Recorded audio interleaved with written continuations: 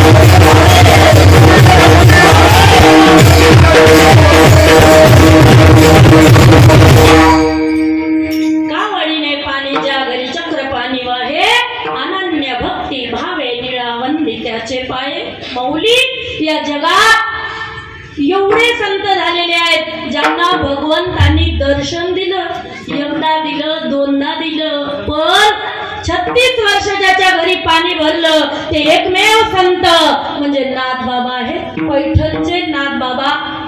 त्या नाथ बाबांना संत पदवी बहाल झालेली आहे, पण तरी सुद्धा मूळ नक्षत्रावरती जन्म झालेला आहे. मूळ नक्षत्रावरती जन्म झाला आणि आई वडिलांचा मृत्यू झालेला आहे. कारण मूळ नक्षत्रावरती जन्म झाल्यानंतर ते लेकरू स्वतःचा घातक होतो किंवा आई वडिलाचा घातक होतो किंवा समाजासाठी घातक ठरतो. असा श्रीकृष्ण परमात्मा सुद्धा आपल्या कुळाला नष्ट करण्यास कारणीभूत ठरले, म्हणजे मूळ नक्षत्रावरती जन्म झाल्यामुळे. आता संतांनी आणि देवांनी मूळ नक्षत्रावरती का जन्म घेतला असेल हो, तर त्याचं कारण आपल्याला जर मूळ नक्षत्रावरती मूळ झालं आणि ते जर कोणाचा इतिहास आपल्याला माहिती नसेल तर आपण ते लेकरू फेकून देऊ शकतो. कारण इथे वडील जे जे करती तया नाम धर्म ठेविती. मग ते फेकून देऊ नये, त्याच्या हाताने काही चांगले कामही होऊ शकतात हे दाखवून देण्यासाठी नाथ बाबांनी चरित्र केलेलं आहे, श्रीकृष्ण परमात्म्याने चरित्र केलेलं आहे. त्यासाठी नाथ बाबा आपल्या आई वडिलाच्या पोटी जन्म घेतला, पण आज्या आणि आजोबांनी सांभाळ केला. चक्रपाणी महाराज आणि आजीबाई यांनी सांभाळ केलेला आहे. सूर्यनारायण जे वडील आहेत ते वारलेले आहेत. त्यानंतर आता 10-11 वर्षाचे नाथ बाबा झाले. नाथ बाबाला कळत नव्हतं काय करावं. त्यावेळेला एका ढोलेश्वराच्या मंदिरामध्ये जाऊन बसले, जे पैठणला समाधी मंदिराच्या अलीकडेच ढोलेश्वर नावाच्या मंदिर आहे, महादेवाचं ठिकाण आहे. त्या ठिकाणी गेले आणि गेले असताना रडत बसले, आई नाही, बाप नाही, मला करमत नाहीये. त्यावेळेला ढोलेश्वर म्हणजे महादेव बोलायला लागला, नाथा रडू नको, अरे एका तुला जायचंय संतांच्या शोधात आणि खऱ्या संतांची प्राप्ती करायची आहे. जर खरे संत भेटले तर जीवनात उद्धार झाल्याशिवाय राहत नाही, कितीही मूळ पापी असू द्या. जर तुझा उद्धार नाही झाला तर मग बोल. त्यावेळेला नाथ बाबांनी प्रति विचारलं महादेवाला, मी संतांकडे जाऊन करू काय? त्यावेळेला सांगितलं, बाबा तिथे जाऊन ज्ञान प्राप्ती करायची असेल तर खऱ्या संतांची सेवा करावी लागेल. का तर खऱ्या संतांची सेवा केल्यानंतर मी नाही, माऊली सांगतायत, या ज्ञानाचा पुरवठा तेथे सेवाहाची दारवंठा, तो स्वाधीन करी गासुबठा ओळखोनी. खऱ्या संतांना ओळख आणि त्यांची सेवा कर, जेणेकरून तुला ज्ञानाचा दरवाजा उघडा होईल आणि ज्ञानाच्या गृहात तुला प्रवेश करता येईल. बरं बाबा मी जात आहे, पण ती विद्या कोणती आहे? त्यावेळेला सांगितलं, मी जे ती विद्या तुला सांगत आहे, ज्या संतांकडे तुला पाठवत आहे त्या संतांकडे मी दिलेलीच विद्या आहे. आदिनाथ गुरु सकळ सिद्धांचा मच्छिंद्र तयाचा मुख्य शिष्य.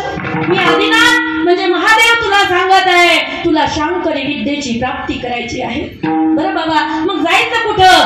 तर दौलताबादच्या किल्ल्यावरती तुला जायचं आहे, ज्या ठिकाणी तुला एक किल्लेदार भेटणार आहेत ज्यांचं नाव जनार्दन स्वामी असं आहे. त्यांची भेट घे आणि त्यांच्या अनन्य शरण जा, जेणेकरून तुला खऱ्या संतांची भेट होईल. बाळा तिथे निष्काम सेवा तुला करायची आहे, कारण निष्कामता निज दृष्टी अनंत पुण्य कोट्यानुकोटी, रोकड्याला ही जे साठो वाटी तैच भेटी हरिप्रियाची. ऐसी ऐसी याने भेटती ते साधू, ज्यांच्या दर्शने फिटे भवबंधू. अशा संतांना भेटणे अत्यंत जरुरी आहे, कारण अशा संतांना भेटलं की काय होते माहित आहे? पुण्य फळाला येतं पुण्य.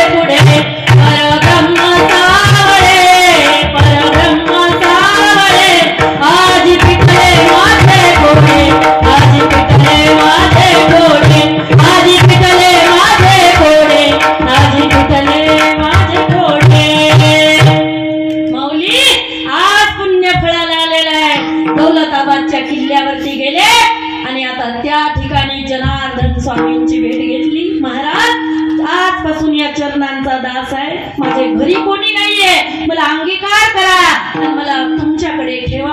त्यावेळेला व्यवहारिक ज्ञान देण्यासाठी मुनी म्हणून नाथबाबाला ठेवण्यात आलं आणि एका पैसा हिशोब लागत नाही म्हणून एक रात्र घातली आणि उजेड लागता लागता एका पैसा हिशोब लागला. त्यावेळेला टाळ्या वाजवून आनंद व्यक्त केला. नाथबाबा म्हणतात लागला एका पैसा हिशोब लागला. एका पैसा हिशोब लागला, एवढा आनंदी होत आहे. जनार्दन स्वामींनी पाहिलं जर याला ब्रह्मतत्व मिळालं तर किती आनंद होईल हो. त्यावेळेला सांगितलं हे योग्य आहे, हे पात्रता आहे याला ज्ञान देण्याची. कारण घटीत थोडेसे उदक घालीजे न गळे तव वरिता भरीजे. माऊली म्हणतात मडकं आणायचंय आणि मडक्यात थोडं पाणी घालून बघायचंय, गळालं नाही तर घालायचंय. निरा गळालंही नाही पाहिजे आणि पाझरल्याशिवाय राहिलंही नाही पाहिजे, तरच पाणी थंड राहील. आणि हे मडकं पाणी थंड करण्याकरता अत्यंत योग्य आहे. विठ्ठल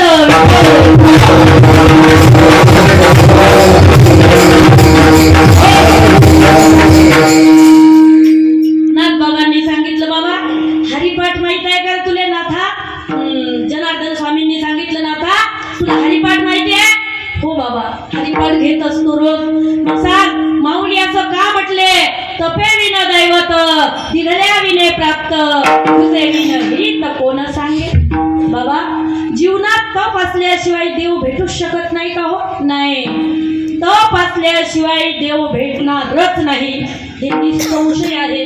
असा जर आयऱ्या गैऱ्याला देव भेटला असता तर मग कोणीही म्हटलं असतं मी देवाला भेटलो. एक विशेष व्यक्तीची काहीच गरज नसती. पण तपाशिवाय दैवत प्राप्त होऊ शकत नाही म्हणून तुला तप करावं लागेल. नाथा तुला मी दत्तगुरूची भेट करून देणार आहे, पण दत्तगुरू जरी आले तुला ओळखायला येणार नाही. त्यासाठी तप हवा आहे. जा सुलीभंजन पर्वतावरती जाऊन तुला तप करायचं आहे. बरं बाबा तुम्ही जे सांगाल ते. आणि तप पूर्ती कधी होईल तर सांगितलं ज्या वेळेला तुझ्या सोबत अघटित घटना घडेल त्यावेळेला तप पूर्ती होणार आहे. शूलिभंजन पर्वतावरती गेले आणि त्या ठिकाणी एका सर्पांनी अंगाला वेढा दिला आणि छत्र धरून बसला. अघटित घटना घडली. 12 वर्षांनी वापस आले आणि वापस आल्यानंतर आपल्या श्री गुरुच्या चरणाशी लागले. सांगितलं बाबा आता दत्तगुरूची भेट करून द्या ना. ज्यांच्या हातामध्ये ज्ञानाच्या चाव्या आहेत, जे दत्तगुरू या सर्व जगाला ज्ञान देण्यासाठी निर्द्वंद्व निशंक विचरतामही सुखानंद हृदय स्थिरावला. मग मला त्यांच्याकडे न्या ना बाबा. आता नाथबाबांनी दत्तगुरूची भेट करून देण्याचं ठरवलं. सांगितलं ओळखिला हरी धन्य तो संसारी मोक्ष त्याचे घरी सिद्धी सहित. बाबा शहाणे सिद्धी घेत नाही. जसं राजहंस पाखरू पाणी पित नाही, ते दूध पिते आणि मोत्याचा चारा खाते, तसं शहाणा तो धनी घेत असे. इथे धनी घेणारा शहाणा आहे. मग शहाण्यासारखं वागायचं. दत्तगुरू आले तर ओळखायचं. ठीक आहे बाबा तुम्ही म्हणाल ते. आणि जंगलामध्ये गुरु शिष्य गेले आणि चालत असताना मुखम करोति वाचालम पंगुम लंघयते गिरी या कृपातमहम वंदे परमानंद माधव. असा श्लोक आपला गुरु आपल्या शिष्यांना शिकवत आहे जनार्दन स्वामी. आणि सांगितलं बाबा आता दत्तगुरूची येण्याची वेळ झालेली आहे. पण तिकडून टप टप टप टप टप टप टप टप घोडा आला. आणि घोडा आल्यानंतर त्यावरती एक यवन बसलेला दिसला. यवन आणि काखेमध्ये झोळी आहे आणि ते घोड्यावरती येत आहे. त्यावेळेला पाहिलं हा तर यवन आहे. गुरु माऊली तर म्हणत होते दत्तगुरू येणार आहेत. पण यवन आल्यानंतर आता 2 शहाणे व्यक्ती ज्या वेळेला बोलतात मध्ये तिसऱ्यानी बोलू नये. त्यांचं भाषण पूर्ण होईपर्यंत नाथबाबा गप्प राहिले, बोललेच नाही. ते उतरले घोड्यावरून आणि 4 कुत्र्या घोड्याच्या बरोबर आहेत. त्या 4 कुत्र्यांचं दूध काढलं, त्याचा काला केला आणि जनार्दन स्वामींना प्रसाद दिला. आपण तो प्रसाद भक्षण केला आणि एकनाथांना तो प्रसाद दिला. त्यावेळेला नाथबाबांना चिळस आली आणि तो प्रसाद सेवन करण्यासाठी ते कमी पडले. कमी पडल्यानंतर त्यांनी तो प्रसाद धुवून टाकला माऊली. आणि प्रसाद धुतल्यानंतर ते प्रसादापासून वंचित झाले. आणि त्यानंतर यवन जो होता म्हणजे दत्तगुरु यवनाच्या रूपात आलेले, त्यांनी हृदय एक झाले, ये हृदयीचे ते हृदयी घातले, होईत न मोडता केले आपण ऐसे अर्जुना. जसा दिव्याने दिवा लावावा तसं या हृदयातलं ज्ञान त्या हृदयात घातलं आणि हे पाहिल्यानंतर त्या ठिकाणी भजन चालू झालं. विठ्ठल विठ्ठल.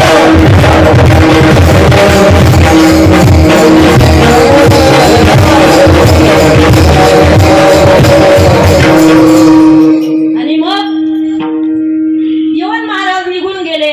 त्यावेळेला नाथबाबांनी जनार्दन स्वामींना विचारलं, महाराज तुम्ही म्हटले दत्तगुरु येणार आहेत, ते कधी येत आहे तो? त्यांनी सांगितलं, वेड्या आता आलते ते दत्तगुरुच होते, मी तुला आधीच सांगितलं होतं, ओळखीला हरी धन्य तो संसारी. बाबा तू ओळखायला पाहिजे होतं. बाबा मला ओळखायला येत होतं, मला वाटलं होतं दत्तगुरु सारखे दिसतायत, पण यौवनाच्या वेशात म्हणजे मुस्लिम वेशात आल्यानंतर मला संशय आला, अरे इथे याती आणि कुळ हरपून जात. बाबा याता यातीचा विचार करायचा नाही.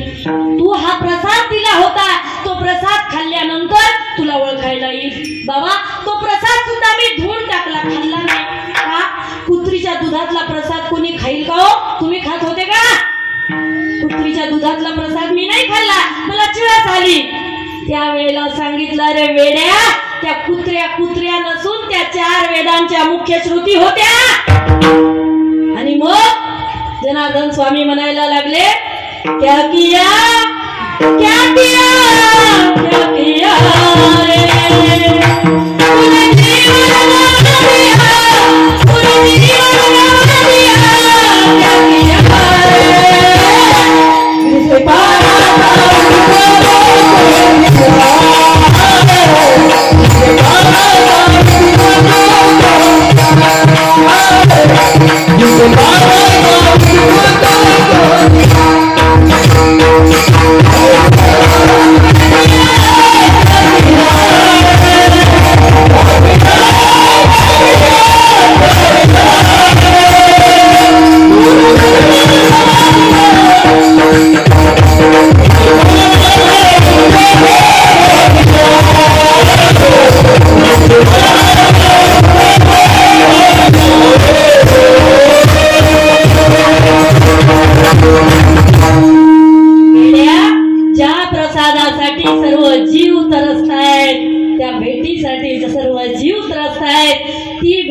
सहज झालेली आहे, पण तरी सुद्धा तुला कळालं नाही ना.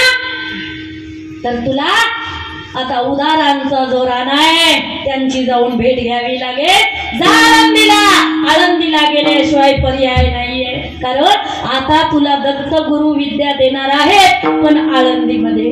कारण आळंदी हे ज्ञानाचं माहेर घर आहे, ज्या ठिकाणी 84 सिद्धांचा सिद्ध भेटी मेळा आहे.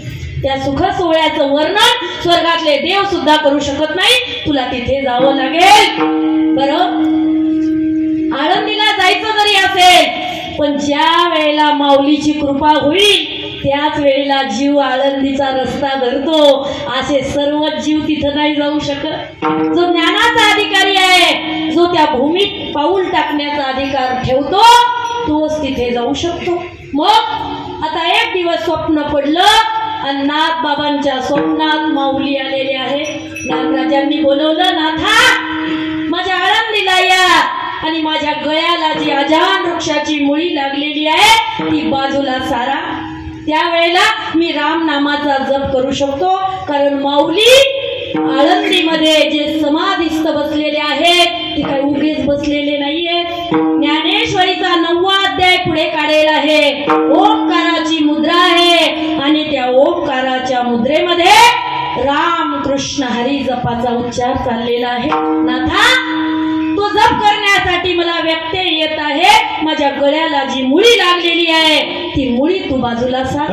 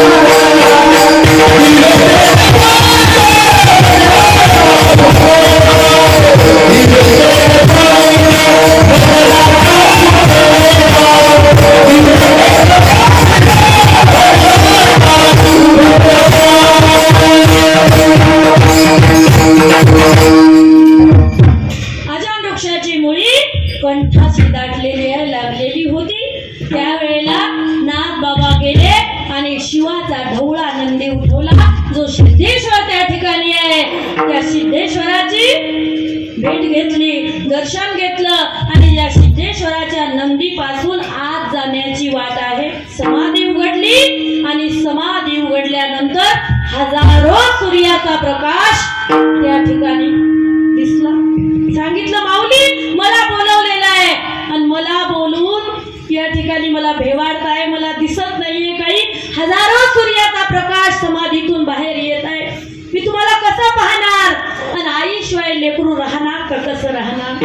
तुम्हीच मला बोलवलं आणि तुम्हीच मला भेट देत नाही. त्यावेळेला आतून आवाज आला, नाथा भिवू नकोस. भेव कशाचा आहे बाबा? भेव जीवाचं असतं ना, जीवाचं. तर ते जीव अमर आहे आणि या देहाचं भेव वाटत असेल तर देह पहिलाच मोरका आहे. माऊलीने नैनं छिंदन्ति शस्त्राणि नैनं दहति पावक न चैनं क्लेदयन्त्यापो न शोषयति मारुतः. जो आत्मा अमर आहे त्याला अग्नी जाळू शकत नाही, वायू हलवू शकत नाही आणि पाणी भिजवू शकत नाही. त्याला त्याची काही भीती नाहीये. तुला भीती कशाची वाटते?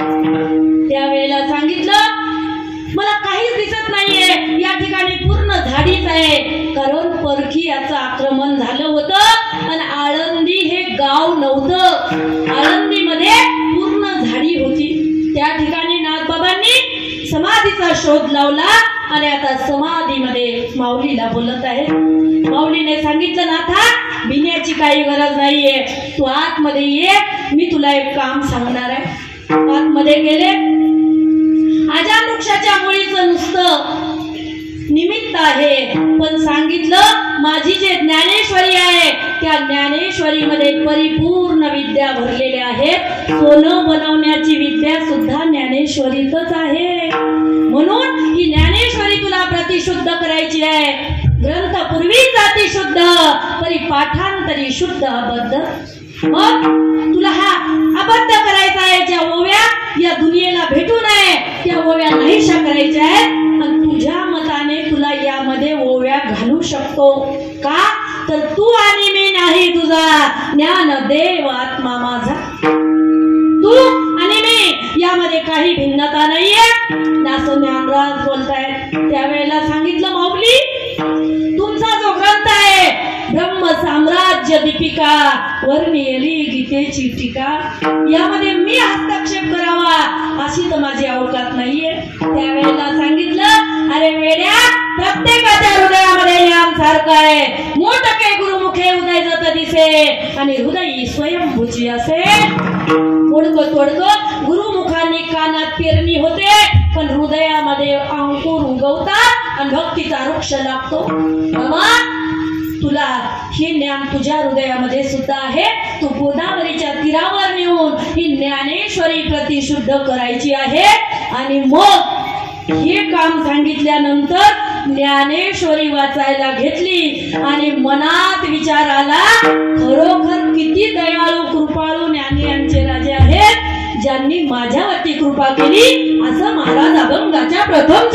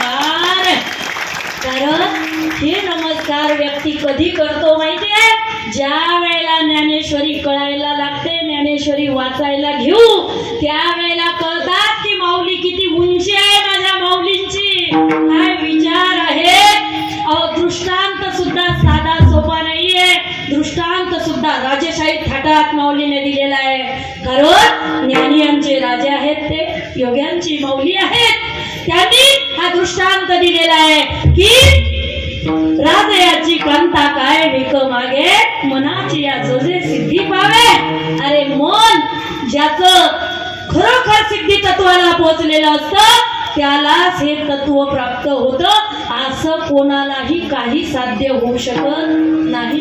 त्यावेळेला विचार केला की खरंच किती कृपाळू आहेत हो.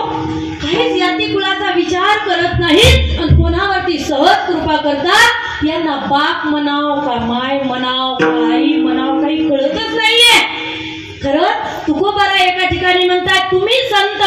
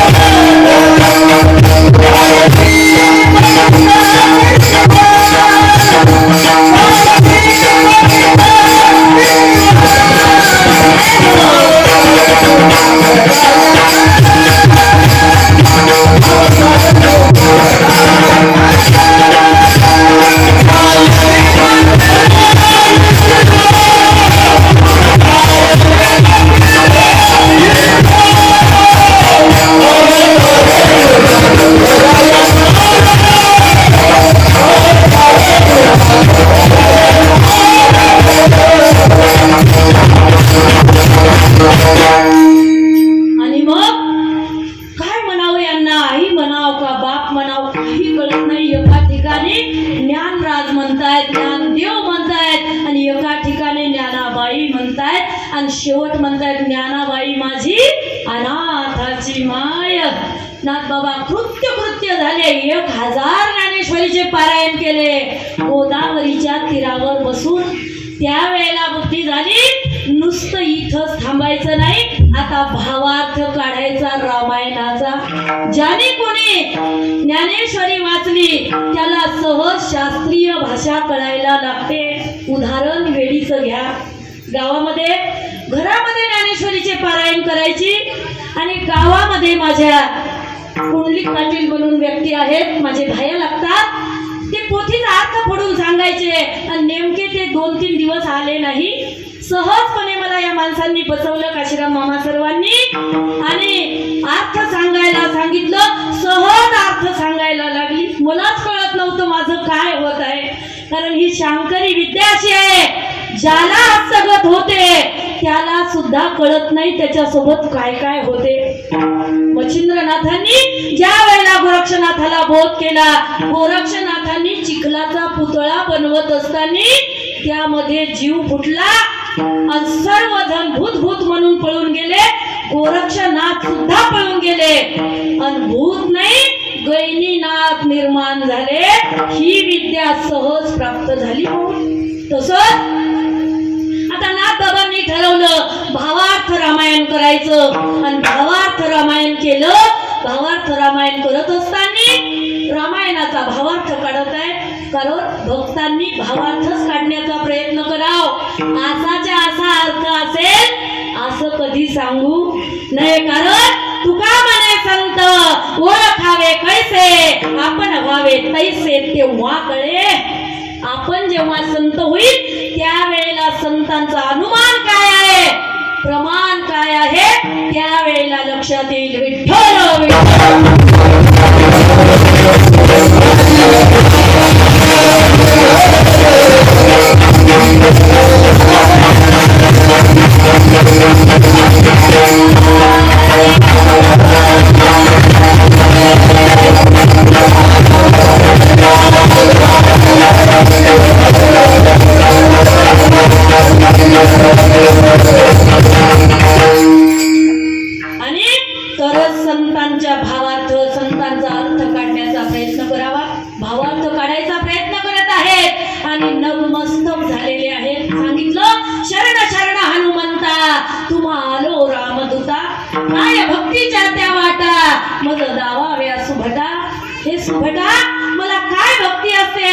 नवविधा भक्ती मला माहिती नाहीये. वेडा करण्याचा प्रयत्न करत आहे. बाबा मला मदत करावी, मला सहाय्य करावं. आणि यत्र यत्र रघुनाथ कीर्तनम तत्र तत्र हनुमत दर्शनम. ज्या ठिकाणी राम कथा असते त्या ठिकाणी हनुमानजी सहज येऊन बसत असतात, कारण हनुमानजीला प्राणाहून प्रिय असणारी रामकथा आहे, रामायण आहे. कारण रामायणाचा अर्थ काय आहे माऊली? राम आणि आयन. आयन म्हणजे घर आणि राम म्हणजे रामाचं. राम ज्यामध्ये राहतो ते आयन. राम आयन म्हणजे रामाचं घर, राम ज्याच्यामध्ये राहतो. आता राम राहणारं जे घर आहे त्या घरामध्ये प्रवेश करायचा आहे. हनुमंतलालजी तिथे येऊन बसलेले आहेत आणि त्या ठिकाणी भावार्थ सांगण्याचा प्रयत्न नाथबाबा करत आहेत. सांगत असताना विचार केला, विचार सांगत आहेत. अहो रावणाच्या बागेमध्ये ज्या वेळेला सीतामाईला नेण्यात आलं त्यावेळेला तिथे फुलं निळे आहेत, नाही पांढरे आहेत. नाथबाबा म्हणतायत त्या ठिकाणी फुलं पांढरे आहेत. असं सांगत असताना हनुमानजीला राग आला. पण हनुमानजी उठून उभे राहिले आणि हनुमानजीने सांगितलं. हनुमानजी आपल्या स्वतःच्या वेशात आले नव्हते, दुसऱ्या सामान्य वेशात आले आणि सांगितलं, काय बोलताय नाथबाबा, कळतं का? व्यासपीठावर बसलं म्हणजे काही बोलायचं का? फुलं पांढरे नव्हते, फुलं निळे होते, निळे. त्यावेळेला विचार केला, एवढं जर हक्कानं सांगू शकतात नक्की हनुमानजी आहेत. ओळखलं, कारण पहिले एकदा चूक केली, जनार्दन स्वामींनी दंड केला. त्यावेळेला आता मनात विचार केला, जर भांडण करायचं असेल तर संताशीच करावं, वाद करायचा असेल तर संताशीच करावा. आता वाद घातला, सांगितलं नाही बाबा फुलं पांढरे होते, ते म्हटले नाही नाही फुलं निळे होते. आता हे भांडण अयोध्येमध्ये गेलं, जिथं आता मंदिर बनलेलं आहे. बनाया है मंदिर, बनाया है मंदिर, तुम्हारे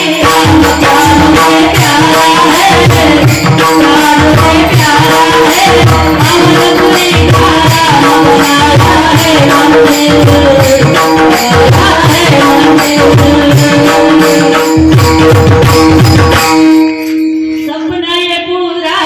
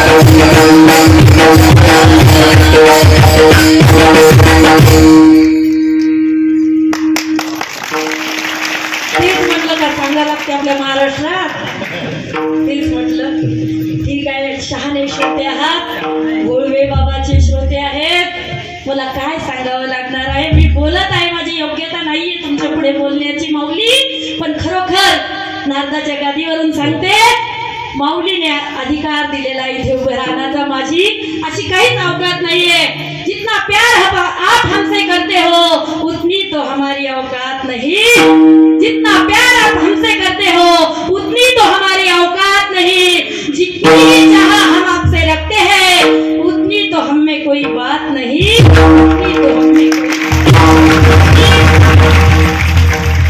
असं काही नाहीये. शब्द माऊलीचे आहेत. ज्ञानराज माऊली माझ्या मुखातून बोलून घेत असतात, त्याच ठिकाणी मी जाऊन बोलत असते. माऊली आता हनुमंतराय जाऊन त्या ठिकाणी भांडण करतायत. अयोध्या नगरीमध्ये पोहोचले आणि तिथे वाद घातला. त्यावेळेला राम प्रभूने सीतामाईला बोलवलं. सीते तू सांग फुलं कसे होते. तिने सांगितलं फुलं लाल होते, पांढरेही नव्हते, निळेही नव्हते. त्या ठिकाणी फुलं लाल होते. आता रामचंद्र प्रभू गालातल्या गालात हसायला लागले. बघू त्या तिघांचा संवाद काय चाललेला आहे. त्यावेळेला तिघही शरण गेले आणि विचारलं, बाबा राम प्रभू तुम्ही सांगा की फुलं कसे होते. तुम्ही अयोध्यामध्ये यायच्या अगोदर जाऊन तिथे अभिषेक केलेला आहे, तुम्ही लंकेमध्ये प्रवेश केलेला आहे. तुम्ही मला सांगावं, आम्हाला सांगावं की फुलं कसे होते. रामचंद्र प्रभू म्हणतायत नाथ बाबाचं खरं आहे, फुलं पांढरे शुभ्र होते.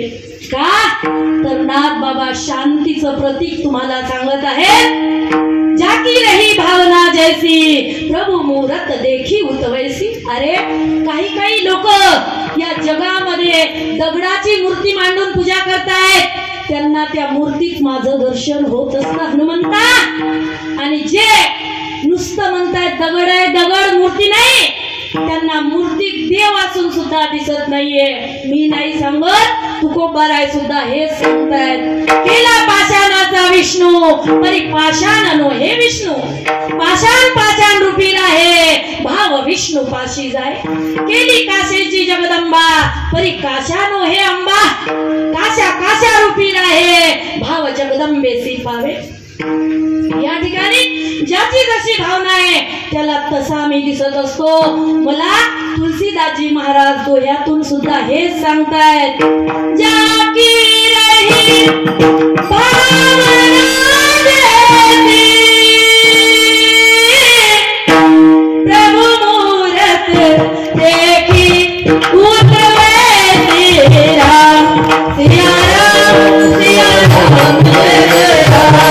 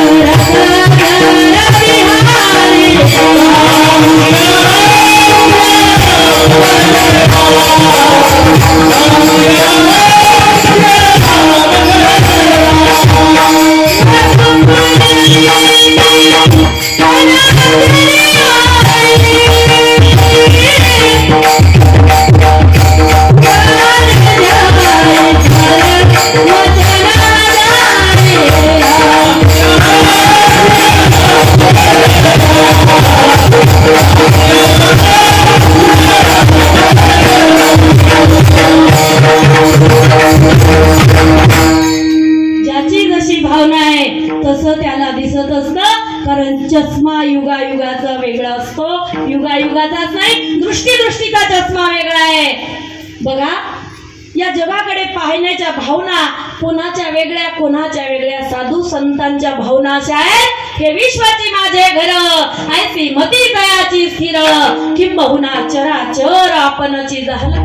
माऊली हे विश्व आपलं घर समजतायत, म्हणून एकाएकावर अनुग्रह करत आहेत। ज्या ज्या जीवावरती माऊलीची कृपा आहे तो आळंदीला चालायला लागतो आणि परत हल्ला की तिथून पंढरीचा वारकरी होतो।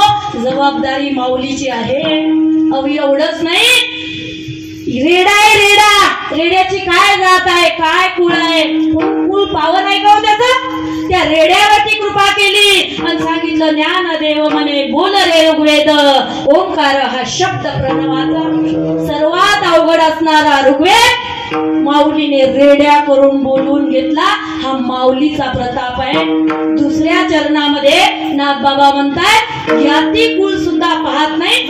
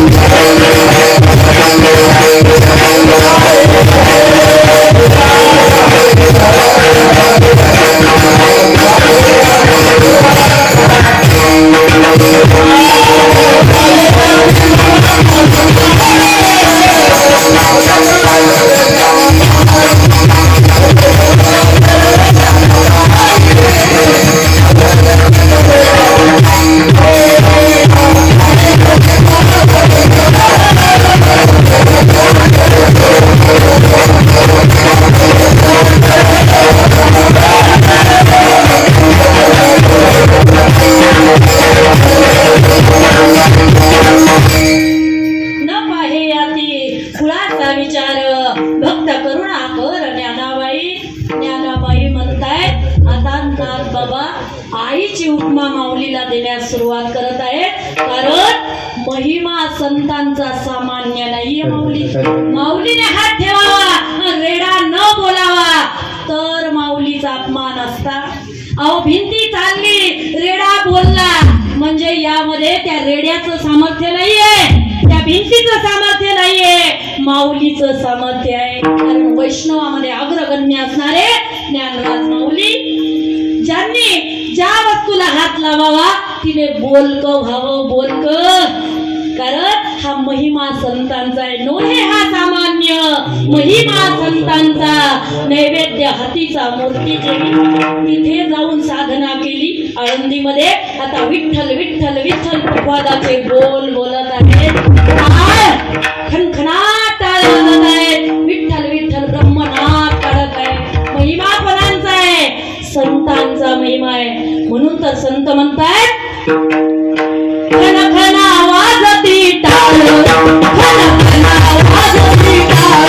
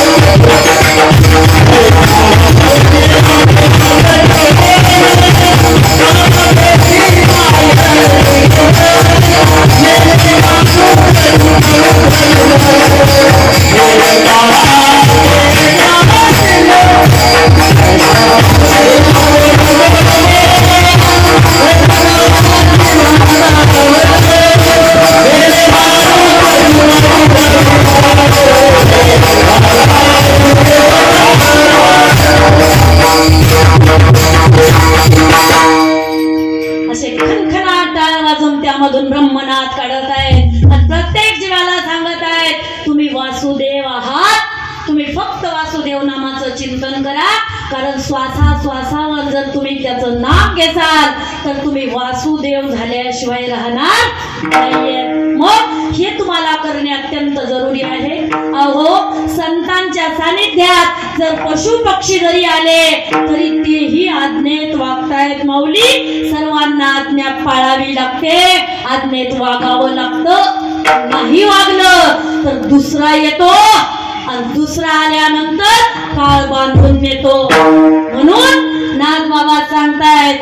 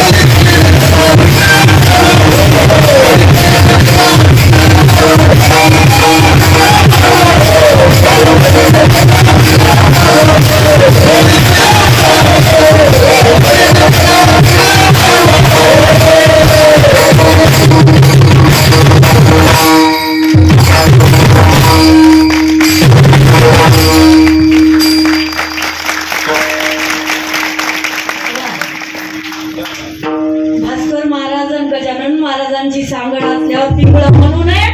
विशाल महाराजांनीच म्हणावं का पिंगळं, आम्हाला जसा येईल तसं म्हणूया आम्ही, कारण आम्ही विशाल महाराजांचे अनुयायी आहोत, एकाच क्षेत्रातले आहोत सर्वजण. मग दुसरा येईल पिंगळा, हे ज्याला ज्याला समजलं ते पशु सुद्धा आपले बघतात. संतांच्या रेड्याला वेद बोल म्हटलं, रेडा वेद बोलायला लागला.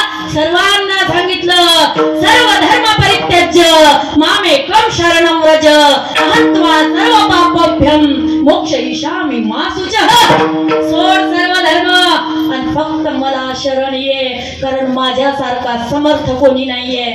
मी बोलविल्या वेदू बोले, म्या चालविल्या सूर्य चाले, म्या हालविल्या प्राणू हाले, जो जगात चालिता. बाबा माझ्या सत्तेने सर्व चालू आहे. समुद्र पाहिला का तुम्ही? समुद्र, तो समुद्र जिथं थांब म्हणलं तिथं थांबतो. आज्ञा परमात्म्याची आहे. पर्वत, एवढे मोठे मोठे पर्वत पहिले वाऱ्यानं उडत होते. देवांनी सांगितलं पर्वते बैसका न संडावी, पृथ्वी या भूते वहावी, समुद्रे रेखा न ओलांडावी, ही आज्ञा माझी. वायूने सर्वत्र वसावे, नाव भरी उगे नसावे. वाऱ्याने थांबू नये, पर्वताने उडू नये, समुद्राने जास्त जागा घेऊ नये. जितकी मर्यादा आहे तितक्यात वागावं.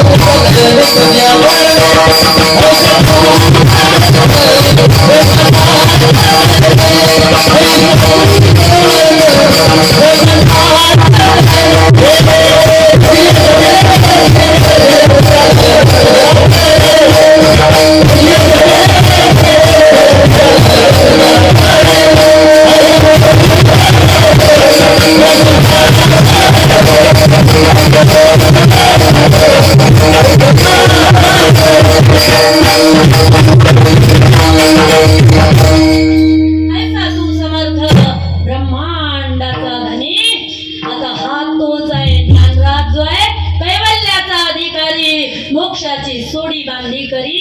हा कैवल्याचा साम्राज्य चक्रवर्ती आहे. आणि त्यांनी सांगितलं, जो कोणी माझा ऐकून ही ज्ञानेश्वरी ऐकेल वाचेल, तो मन काया वाचा, जो सेवक होईल येचा, तो स्वानंद साम्राज्याचा चक्रवर्ती करी. त्याला चक्रवर्ती सम्राट बनवण्याची ताकद माझी आहे. आणि जो आज्ञेत वागतो त्याला संत सांगतात, जो आज्ञेत वागतो तिथे झुकून वागावं लागतं प्रत्येक जीवाला. कारण तिथे सत्ता संतांची आहे, त्या देवाची सत्ता आहे. तोच देव कधी संत होऊन येतो, कधी राम बनून येतो, कधी श्याम बनून येतो, कधी कृष्ण बनून येतो. त्याचे अनंत रूप आहेत, अनंत अवतार आहेत. माऊलीच म्हणतात, अनंत रूपे अनंत वेशे देखील आम्ही त्यासी, बाप रखुमा देव रुखून बाणली हो कैसी. या देवाला पाहिल्यानंतर तो एक आहे आणि एकाचीच खून माऊलीने हरिपाठात सुद्धा सांगितलेली आहे. एकाचीच खून माऊलीने ज्ञानेश्वरी सुद्धा सांगितलेली आहे. हरिपाठात 2 ठिकाणी ही खून सांगितलेली आहे. एक तत्व नाम दृढ धरी मना, हरीसी करुणा येईल तुझी. याला ज्ञानबाची मेघ म्हणतात. ज्ञानबाची मेघ म्हणजे काय आहे?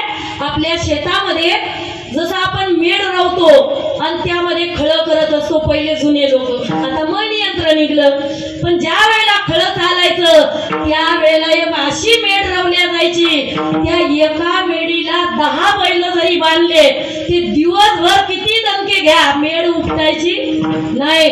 तसं कितीही अनंत रूपात मला पहा, पण मेढ एक ठेवा. मेढ त्याला ज्ञानबाची मेघ म्हणतायत आमच्या संप्रदायामध्ये. या मेढीवरती तुम्ही दृढ राहा आणि बस एक देव समजून अनेक देवाची भक्ती करा. तरी सुद्धा काही फरक पडत नाही, कारण ईश्वर अल्लाह वाहे गुरु क्या क्या है प्रभु के नाम, मालिक सबका एक है, अलग अलग है नाम, अलग अलग है नाम.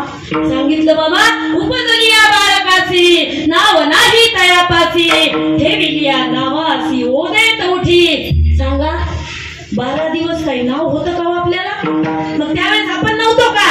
होतो आपण. मग आपण होतो, आपलं नाव सुद्धा देवच आहे.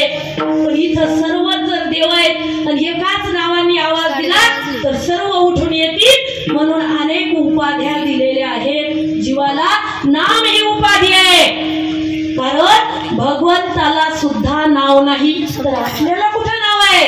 आपल्याला सुद्धा 12 दिवस नाव नाहीये.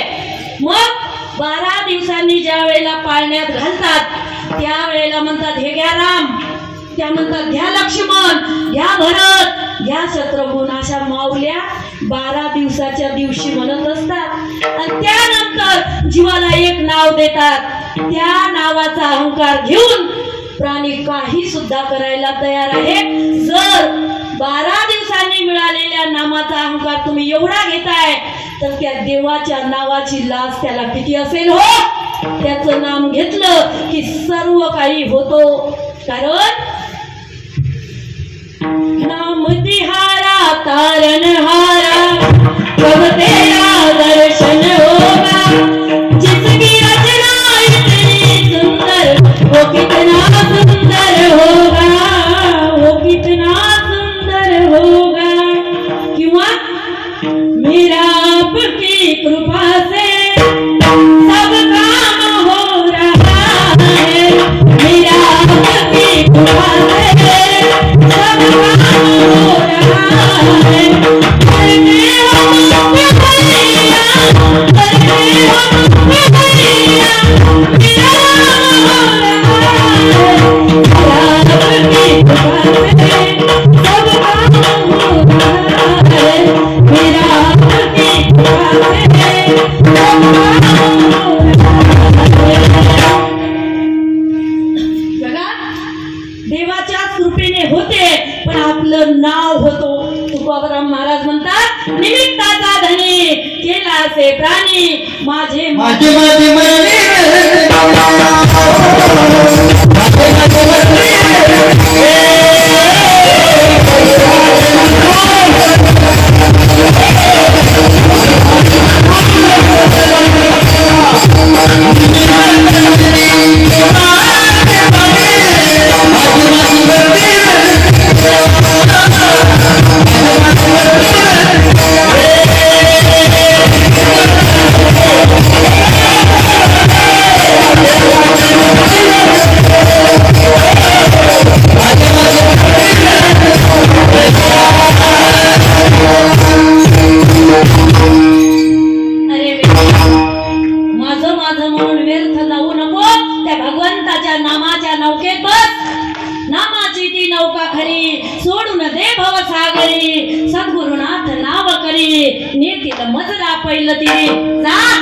पलीकडच्या तीरावरती आणि त्या ठिकाणी वैकुंठ भवनी तुझं घर कर.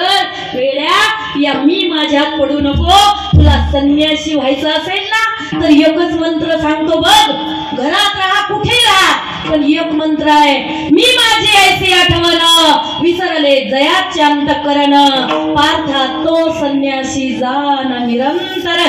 तो घरात राहत असेल तो संन्यासी आहे, नाही तर संन्यासी असेल आणि मी माझं विसरलं नसेल तर मग मुक्ताबाई म्हणतात, घर बांधले डोंगरी विषया हिंडे दारोदारी, त्यासी म्हणू नये साधू जगी विटंबना बाधू.